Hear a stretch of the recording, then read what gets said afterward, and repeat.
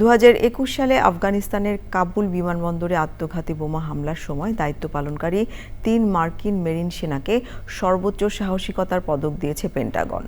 পদক প্রদান অনুষ্ঠানে সাবেক প্রেসিডেন্ট জো বাইডেন প্রশাসনের কঠোর সমালোচনা করেছেন ডিফেন্স সেক্রেটারি পিট হেগসেথ। রাজনৈতিক কারণে বীর সেনাদের সম্মান আটকানো হয়েছিল বলে অভিযোগ করেন তিনি। রোকসানা আমিনের রিপোর্ট। আফগানিস্তান থেকে মার্কিন সেনা প্রত্যাহারের সময় 2021 সালের 26 অগস্ট কাবুল বিমানবন্দরের এবি গেটে এক ভয়াবহ আত্মঘাতী বোমা হামলায় প্রাণ হারান 13 জন মার্কিন সেনাসহ 170 জন আফগান নাগরিক।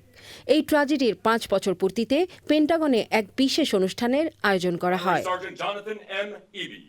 অনুষ্ঠানে 3 মেরিন সেনার সাহসিকতার পদক আপগ্রেড করেন মার্কিন ডিফেন্স সেক্রেটারি পিট হেগসেথ। চরম ঝুঁকিপূর্ণ জেনেও সহযোদ্ধা ও বেসামরিক নাগরিকদের সুরক্ষায় দায়িত্ব পালন করায় জোনাথন ইবি, জর্ডান হিউস্টন ও মাইকেল গ্রেটসনকে এই বিশেষ সম্মাননা দেয়া হয়। The world watches how we treat our heroes.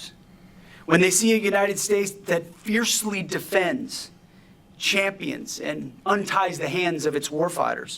অনুষ্ঠানে সাবেক জো বাইডেন প্রশাসনের নীতি ও আমলাতান্ত্রিক জটিলতার কড়া সমালোচনা করেন হেগসেথ। তার দাবি, রাজনৈতিক সত্য আড়াল করতে এতদিন ওই বীর সেনানীদের প্রাপ্য সম্মান আটকে রাখা হয়েছিল। Yet, for half a decade, this building allowed bureaucratic caution, or maybe politics, to stand in the way of proper recognition. এদিকে পেন্টাগনের মুখপাত্র শন পার্নল জানিয়েছেন, কাবুল বিমানবন্দরে হামলার বিষয়ে পর্যালোচনার সময় কিছু গোপনীয় নথি উদ্ধার করা হয়েছে, যা এতদিন তদারকি এড়িয়ে লুকিয়ে রাখা হয়েছিল।